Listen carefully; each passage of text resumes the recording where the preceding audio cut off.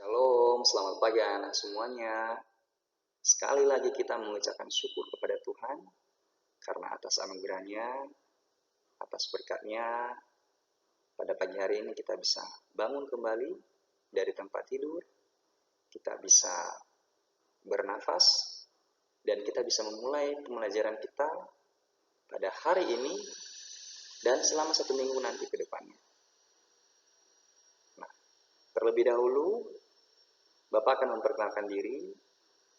Nama Bapak, Pak Erwin, biasa disapa dengan Pak R. Bapak mengajar di kelas 7 dan kelas 8. Nah, anak, untuk mengawali ibadah kita pada pagi hari ini, kita akan menyanyikan sebuah lagu pujian yang berjudul Alkitab Buku Terindah.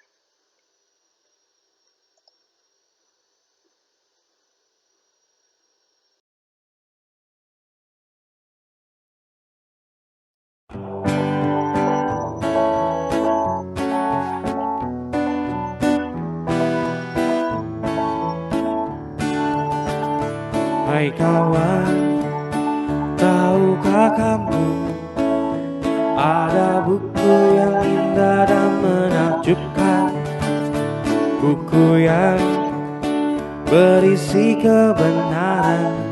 Alkitab itulah namanya.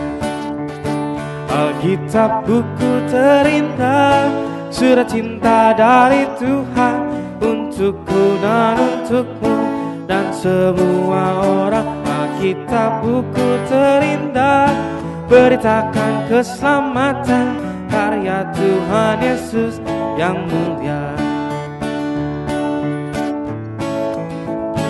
Hai kawan, tahukah kamu ada buku yang indah dan menakjubkan, buku yang berisi kebenaran.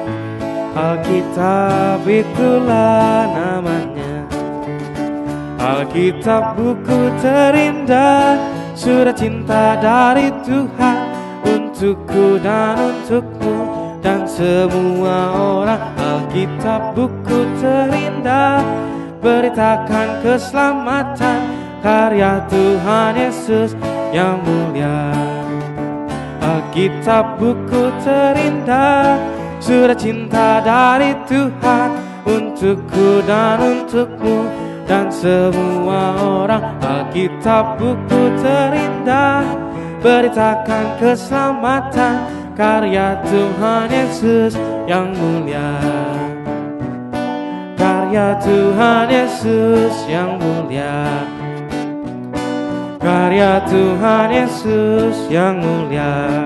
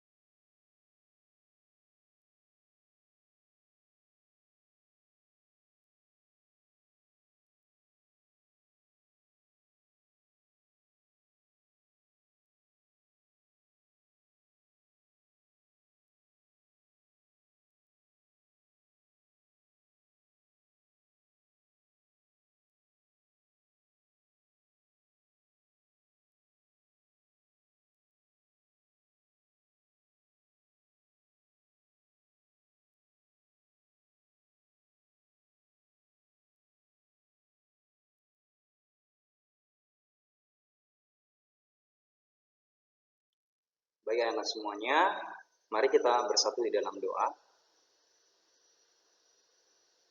Tuhan Yesus yang baik, terima kasih untuk hari ini Tuhan.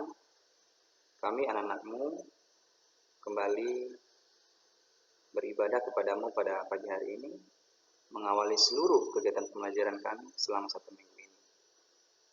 Kami pun akan mendengarkan firman-Mu Tuhan sebagai kekuatan bagi hidup kami, dan juga Tuhan sebagai kekuatan bagi kami di dalam belajar dalam situasi yang seperti ini. Terima kasih Tuhan Yesus yang baik, pimpin kami di dalam mengikuti ibadah chapel kali ini, beri kami hikmat, pengetahuan, dan kecerdasan oleh kuasa Roh Kudus-Mu, supaya kami dapat mengerti apa yang kami akan dengarkan sebentar, dan apa yang mau Tuhan sampaikan kepada kami. Terima kasih Tuhan Yesus, ini doa kami yang sangat singkat dan jauh dari kesempurnaan. Kami doakan di dalam nama Yesus Kristus, Tuhan dan Juru Selamat kami yang hidup. Amin. Baik anak-anak semuanya, pada chapel kali ini kita akan belajar tentang satu bagian firman Tuhan ya. Dan pada saat ini kita akan belajar tentang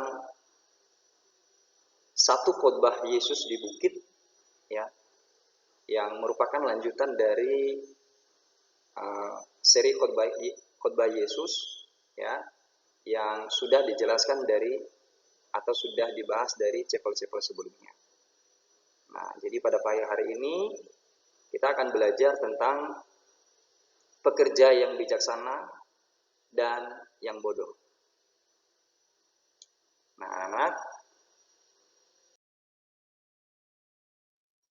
kita akan memulai dengan Bapak akan mereview ya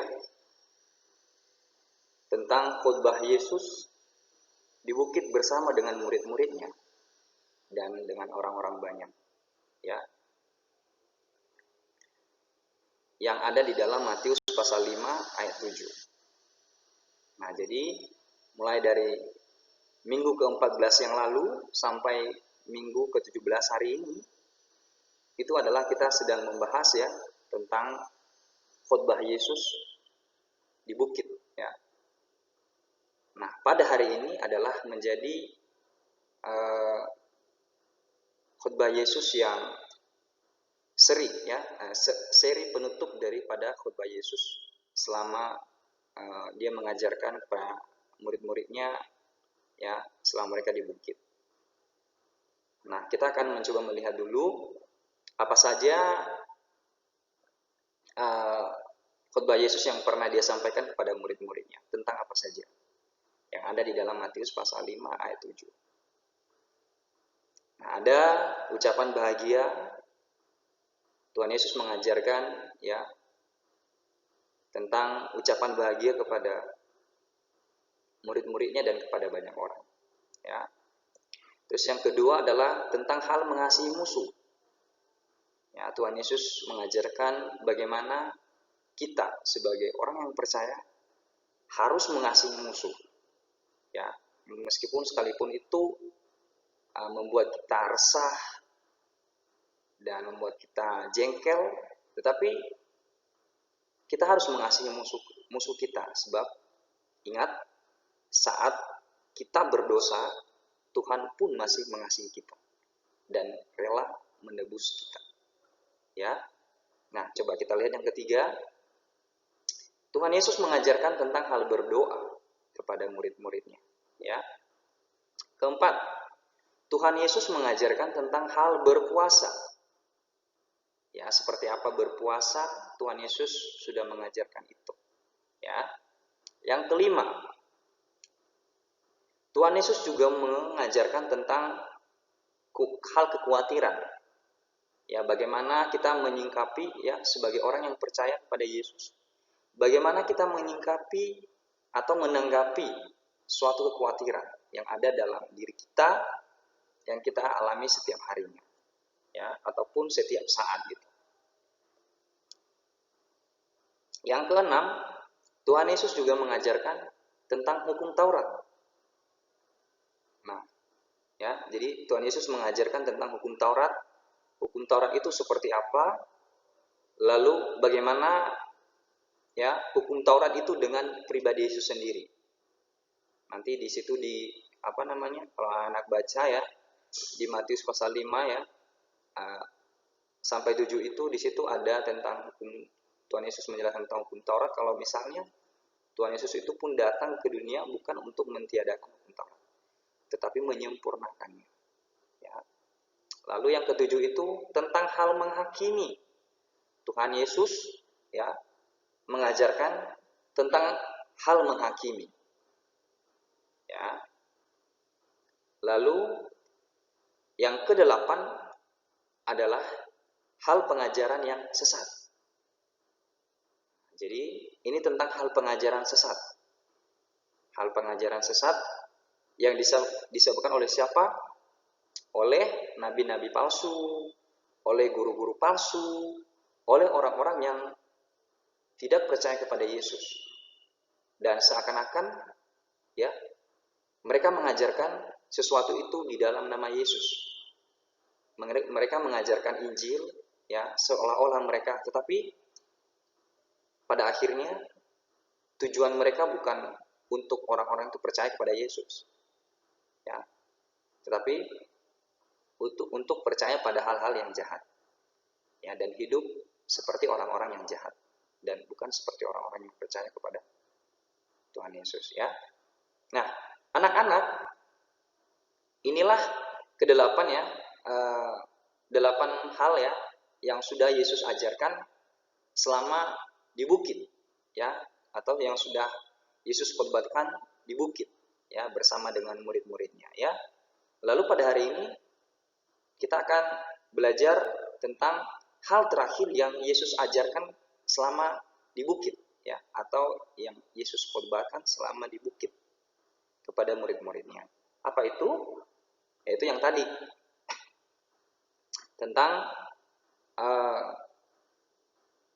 orang atau pekerja yang bijaksana dan yang bodoh. Nah,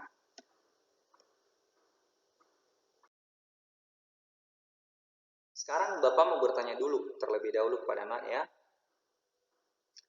Menurut anak-anak ya, bagaimana cara hidup pekerja yang bijaksana dan pekerja yang bodoh? Cara hidup mereka itu bagaimana sih? Apakah ada hal yang sama atau ada hal yang berbeda? Atau memang sama sekali tidak ada bedanya?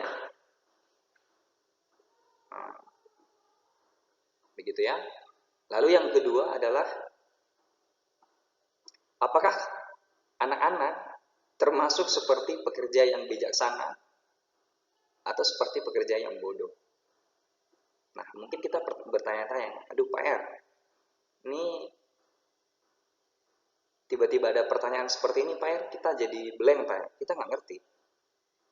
Nah, tapi menurut anak dari kata-kata ini saja ya, ada pekerja yang bijaksana dan ada pekerja yang bodoh. Menurut anak-anak semuanya, ya, bagaimana cara hidup pekerja yang bijaksana dan pekerja yang bodoh? Apakah anak-anak termasuk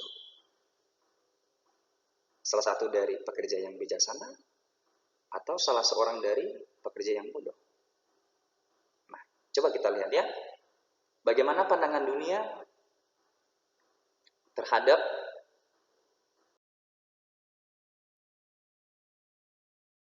ya, pekerja yang bijaksana.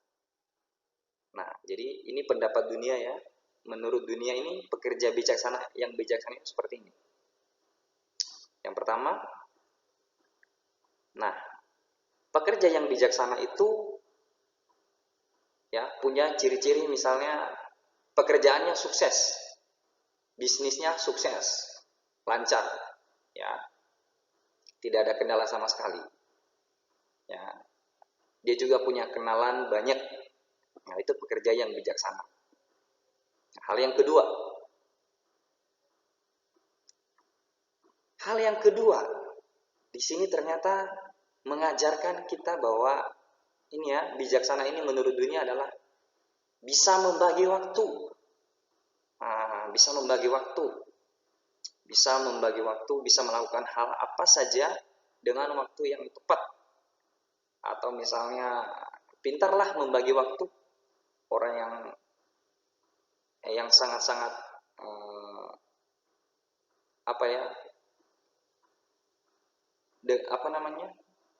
ketat dengan waktu.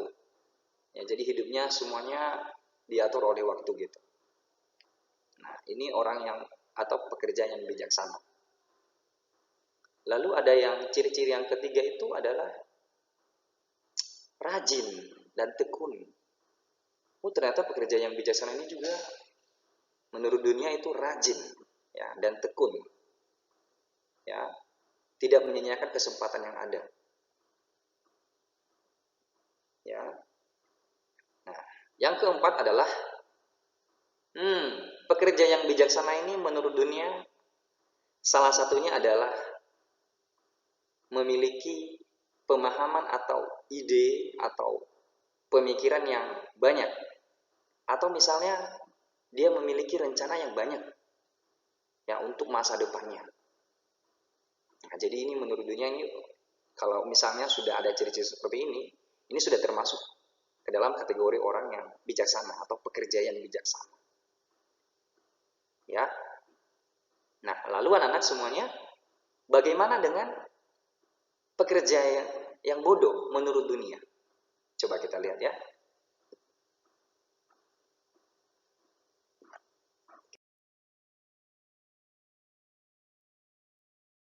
Menurut dunia, pekerja yang bodoh itu seperti ini. Yang pertama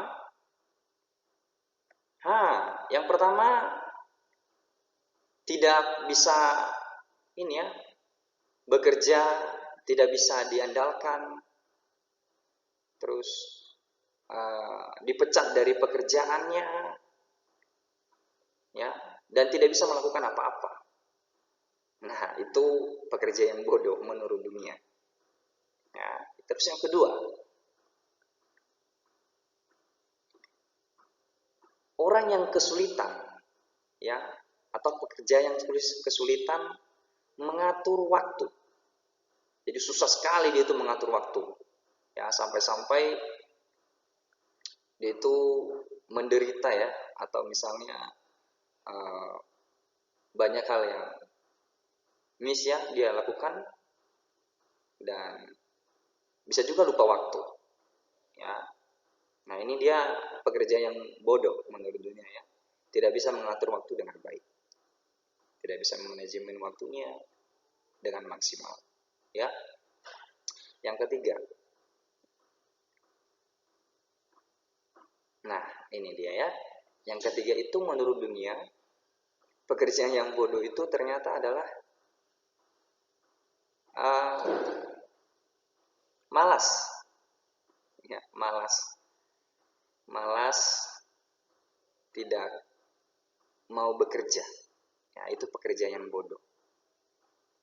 Nah, terus yang selanjutnya adalah tidak memiliki ide. Ya. Nah, menurut dunia ini orang-orang seperti ini itu ciri-ciri orang yang bodoh gitu, tidak punya ide, tidak punya gagasan, tidak punya pemikiran yang kritis, yang wow, tidak punya pemikiran yang atau perencana yang banyak gitu, atau yang cerah, atau yang tinggi gitu. Atau bisa kita sederhanakan bisa saja tidak memiliki cita-cita atau impian yang tinggi. Nah, itu ciri-ciri orang yang atau pekerja yang bodoh. Nah, ini menurut tanggapan dunia.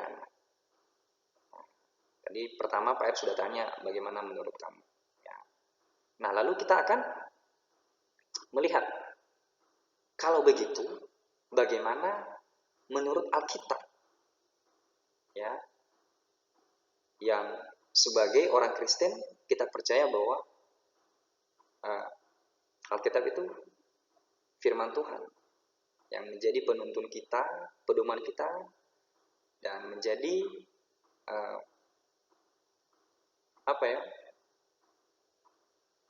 sebagai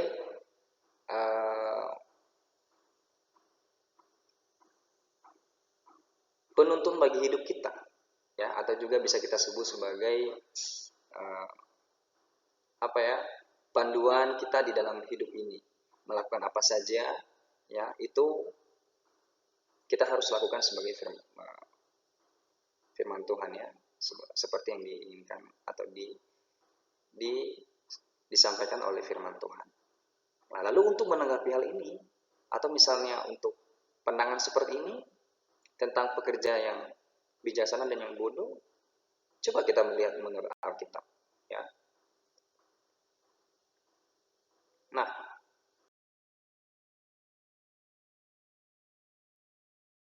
ya,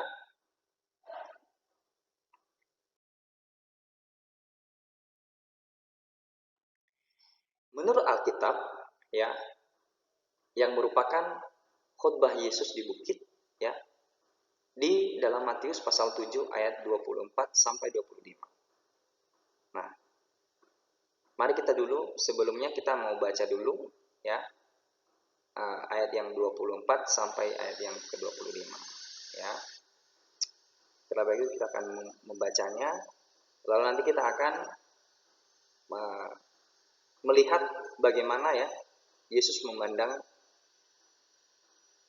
orang yang bijaksana dan orang yang bodoh. Apakah memang sama seperti pandangan dunia atau beda? Nah, Pak R bacakan ya di ayat 24 mengatakan begini.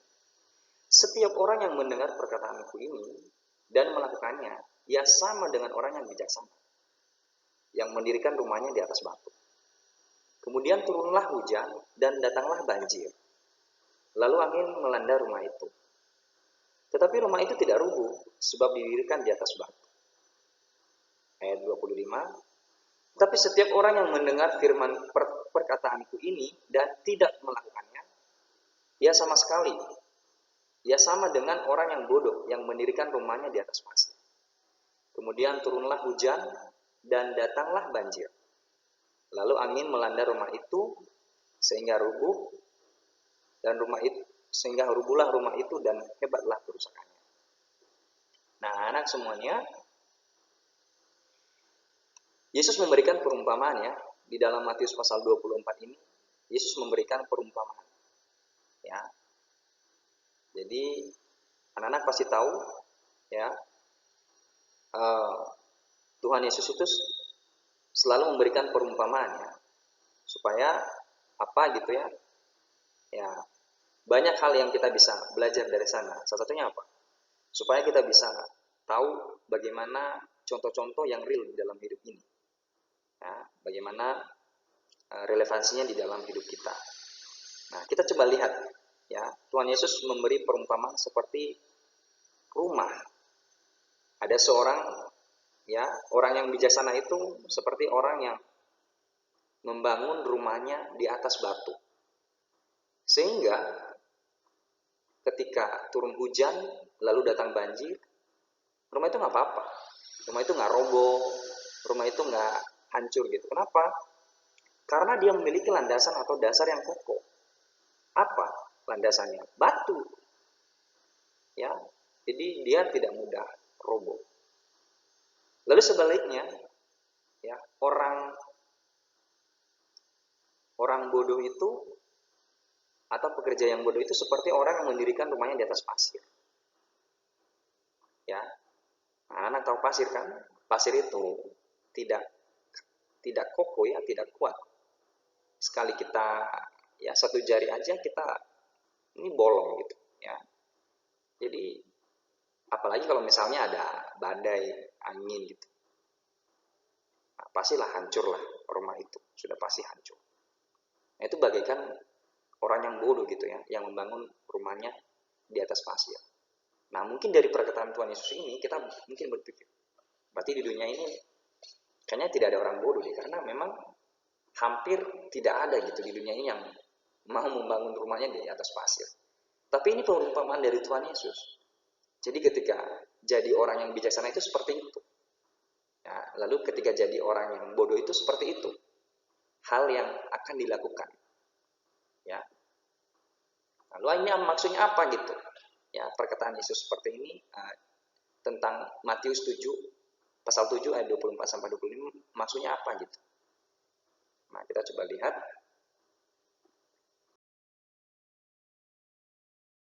Maksudnya adalah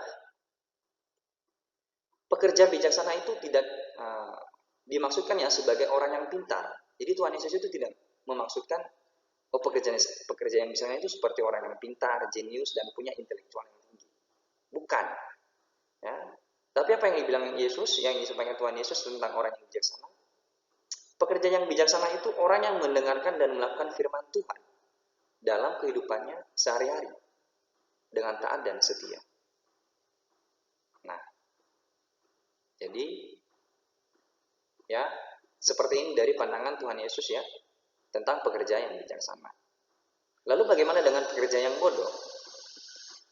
Pekerja yang bodoh menurut ya Tuhan Yesus itu, pekerja yang bodoh itu ya tidak dimaksud sebagai orang yang memiliki IQ rendah atau tidak berpendidikan. Tidak. Tuhan Yesus nggak ngomong gitu. Ya, Tuhan Yesus nggak bicara seperti itu. Orang bodoh itu, kalau orang bodoh itu yang punya IQ rendah gitu, atau yang punya pendidikan rendah, yang belum tamat profesor, itu bukan. Ya, Tuhan Yesus tidak mengatakan itu.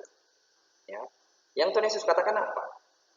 Tentang orang bodoh atau pekerja yang bodoh. Tuhan Yesus mengatakan bahwa pekerja yang bodoh itu adalah orang yang mendengarkan firman Tuhan, tetapi tidak melakukannya dalam kehidupan sehari-hari. Ya, artinya apa? Kalau orang yang bijaksana itu, dia mau dengar firman Tuhan, lalu dia buat itu dengan setia, dia lakukan itu dengan setia, dan taat. Dia hidupin ya, di dalam hidupnya. Pekerja atau orang yang bodoh, dia dengar, lalu biasa kalau orang ngomong itu masuk telinga kiri, keluar telinga kanan, atau masuk telinga kanan, mantul keluar lagi. Ya. Jadi dia cuma dengar saja, lalu dia kayak seperti merasa firman Tuhan itu bukan untuk dia. Ya. Jadi cuma dengar saja, dia tidak mau melakukannya dalam kehidupannya. Nah, inilah kerja yang bodoh yang dimaksud oleh Tuhan Yesus. Nah, terus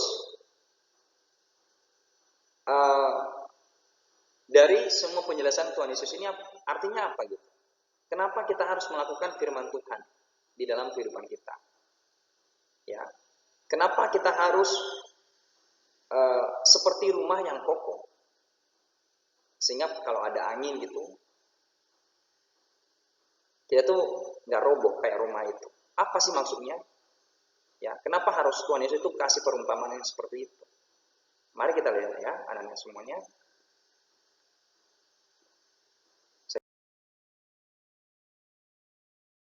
Ya, satu, ketika pekerja yang bijaksana ya mendapatkan godaan dan cobaan seperti ajaran-ajaran sesat atau palsu ataupun sebagainya, maka pekerja yang bijaksana tidak terpengaruh karena sudah ada dasar iman yang kokoh dalam hidupnya, yaitu firman Tuhan.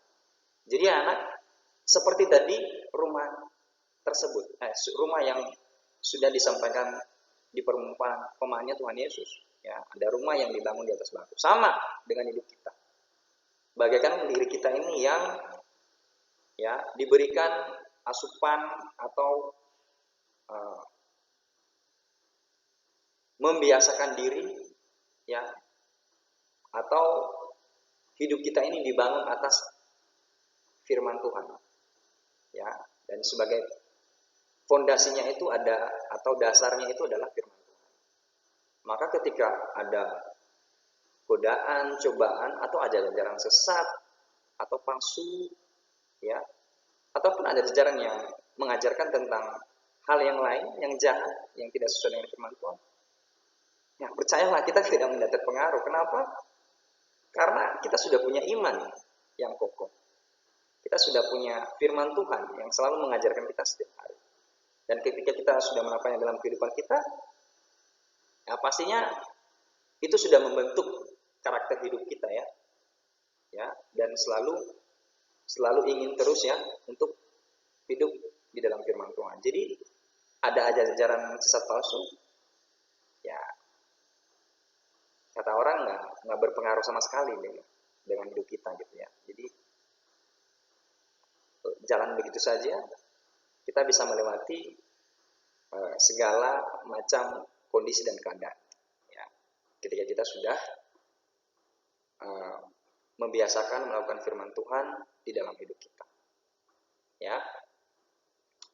Nah, terus yang kedua, sebaliknya, pekerja yang bodoh itu ketika mendapat godaan dan cobaan seperti ajaran sesat atau palsu atau sebagainya, maka pekerja yang bodoh itu akan sangat mudah terpengaruh sebab tidak ada dasar iman yang kokoh. Betul ya? Sama kayak hidup kita ini.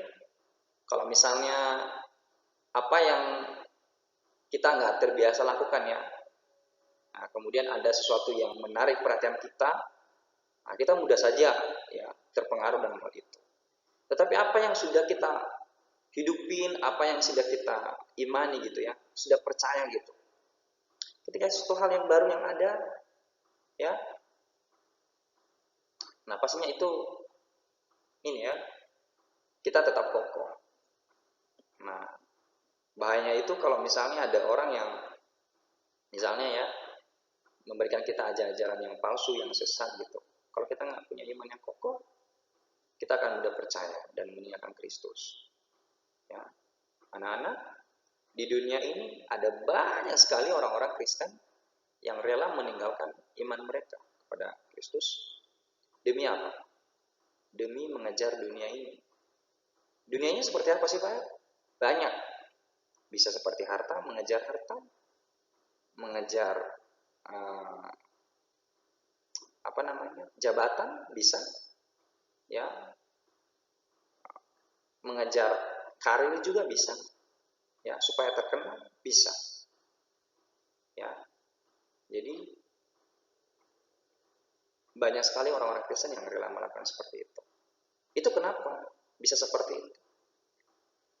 Satu-satunya yang menjadi alasan dasar kita adalah ya firman Tuhan ini. Firman Tuhan itu mengatakan, firman Tuhan ini mengatakan bahwa kalau misalnya kita nggak ada dasar iman yang kokoh ya, pasti kita mudah sekali terpengaruh akan melakukan hal yang demikian.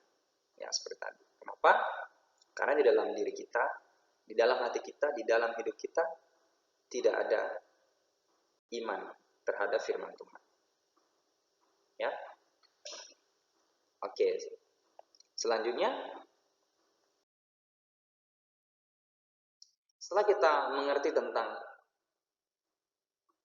arti dari perkataan Tuhan Yesus ini, ya, yang mengajarkan kita tentang bagaimana seorang hidup yang bijaksana itu dan seorang hidup yang ya, atau seorang pekerja yang bodoh.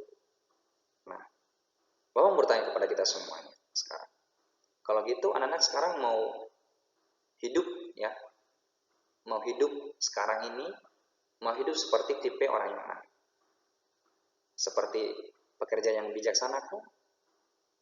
Atau seperti pekerja yang bodoh?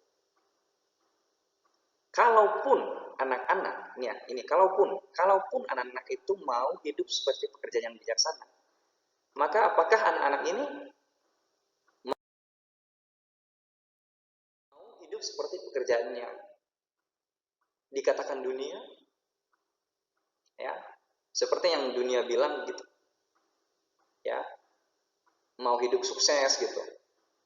Mau jadi orang yang pekerja yang bijaksana tapi tujuannya adalah untuk hidup sukses, ya, punya pekerjaan yang luar biasa, bisa memanajemen waktu, mengatur waktu dengan baik, ya.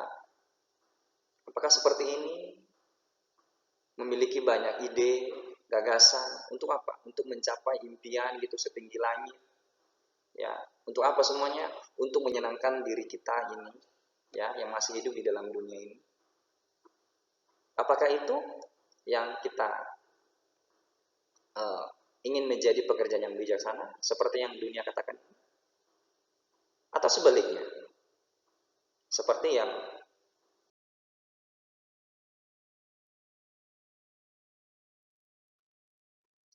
dikatakan oleh firman Tuhan, ya, seorang yang bijaksana yang dikatakan firman Tuhan adalah orang yang mendengar firman Tuhan lalu melakukannya dalam kehidupannya sehari-hari dengan taat dan setia. Ya, jangan setengah. Nah, kebanyakan orang Kristen itu bapak ini ya biasanya temui gitu, dan juga amati gitu ya kehidupannya gitu. Ya, dia sudah percaya kepada Tuhan Yesus gitu. Ya, dia rajin beribadah. Memang ya, dia rajin beribadah gitu di gereja ataupun di tempat-tempat beribadah. Namun di dalam nyatanya kehidupannya setiap hari itu sepertinya tidak mencerminkan hidup seorang yang percaya kepada Kristus. Ya, artinya apa? Firman Tuhan yang dia dengarkan itu dia tidak lakukan. Di firman Tuhan itu dia pergi datang mendengarkan ya, hanya sebagai rutinitas saja. Tapi dia tidak benar-benar melakukannya dalam kehidupan. Ya. Nah, jadi alangkah buruknya ketika misalnya kita menjadi orang Kristen yang seperti itu. Tapi firman Tuhan mengatakan tidak seperti itu ya. Ketika kita menjadi seorang Kristen atau hidup ya sebagai pekerja yang bijaksana, kita harus menurut kepada firman Tuhan. Jangan dong kita hanya mendengar saja lalu sudah lupa ya. Tapi kita harus menghidupinya. Tuhan ingin kita menghidupi firman Tuhan. Kenapa? Karena firman Tuhan itu sebagai pelita bagi kita gitu ya. Ya, dan sebagai terang gitu ya bagi jalan kita gitu. Ya. Dan sebagai penuntun bagi hidup kita gitu. Ya. Ya, dia menegur kita tentang pelanggaran-pelanggaran kita. Ya, jadi firman Tuhan itu sangat indah sekali. Ya. Lalu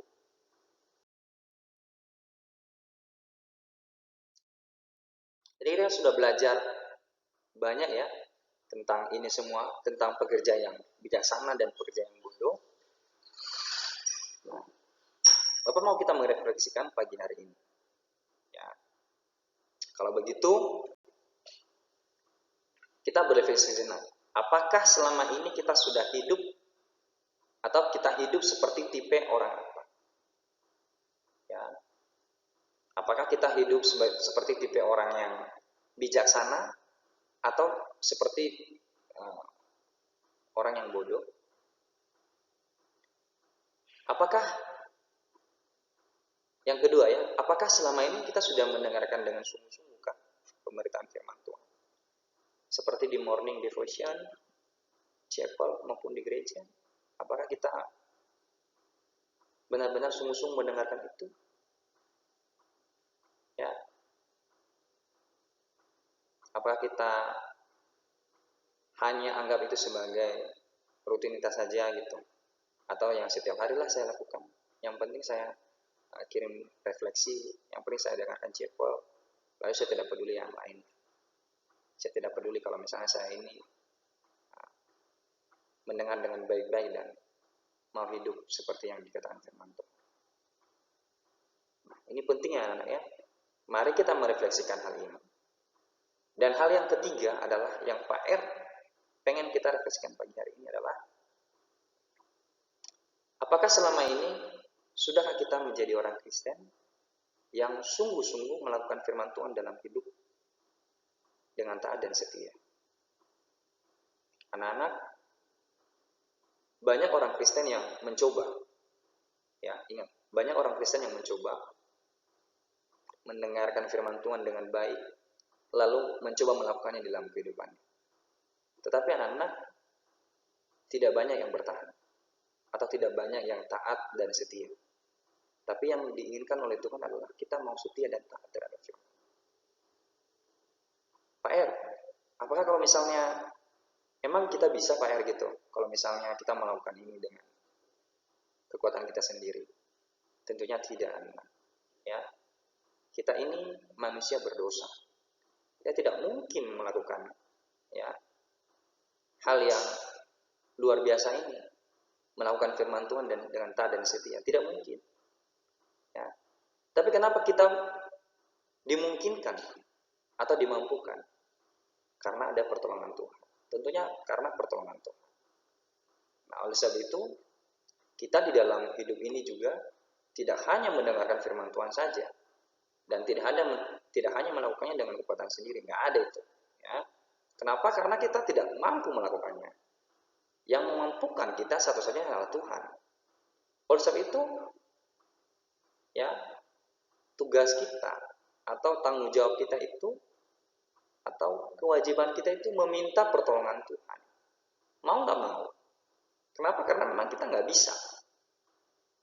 Ya, kita meminta pertolongan Tuhan yang maha kuasa.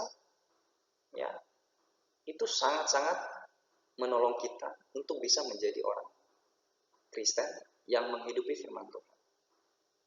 Sehingga pada akhirnya ini, ya, kita termasuk seperti orang-orang yang bijaksana menurut ya perkataan Tuhan Yesus, tidak menurut dunia ini. Ya. Jadi kalau misalnya kita lihat, ya, Tuhan Yesus mengatakan orang yang bijaksana tidak harus kaya, tidak harus punya pendidikan yang tinggi, enggak. Yang dikatakan Tuhan Yesus adalah orang bijaksana itu adalah orang yang mendengarkan dan melakukan firman Tuhan. Dia tidak perlu dia itu pendidikannya seperti apa, kesuksesannya seperti apa, ya kenalannya seperti apa, terus bisnisnya seperti apa, kekayaannya seperti apa, nggak peduli. Yang Tuhan Yesus inginkan adalah kita mau menghidupi, melakukannya di dalam kehidupan kita sehari-hari. Nah, anak-anak tentunya bukan kata orang yang bijaksana inilah ya yang kita mau dengar gitu, atau yang mau kita raih, bukan. Tetapi kita menghidupi firman Tuhan itu adalah menjadi ya suatu bagian sukacita dalam hidup kita. Ya. Bukan karena menghidupi firman Tuhan itu dikatakan sebagai orang yang bijaksana, jadi kita mau jadi orang bijaksana lah, kita mau hidup firman. Bukan. Tapi kita mau dengan tulus, dengan rela ya, dengan sungguh-sungguh mau melakukan firman Tuhan. Ya.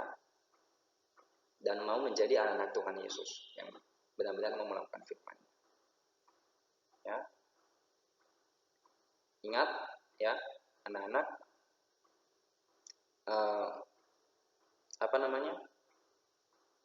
Tuhan sudah memberikan firman-Nya kepada kita. Bayangkan kalau dia tidak memberikan firman-Nya kepada kita. Kita mau hidup seperti apa?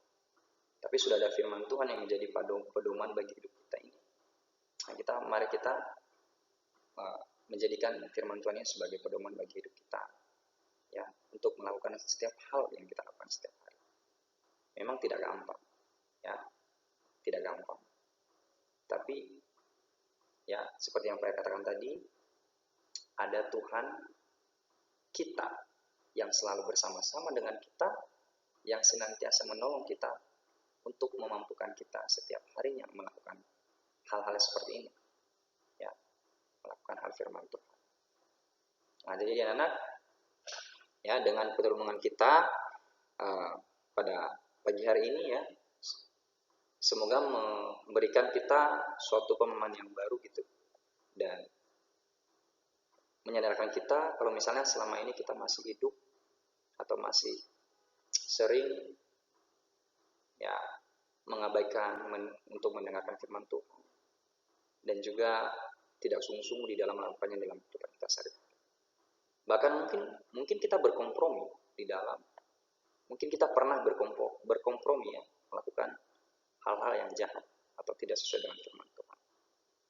Mari untuk saat ini mari aja kita untuk meninggalkan itu semua ya, dan mau hidup ya sesuai dengan firman Tuhan. Ya. Nah, jadi ini anak untuk hari ini penutup dari seri khotbah Yesus di bukit ya, tentang orang yang bijaksana atau pekerja yang bijaksana dan pekerja yang bodoh.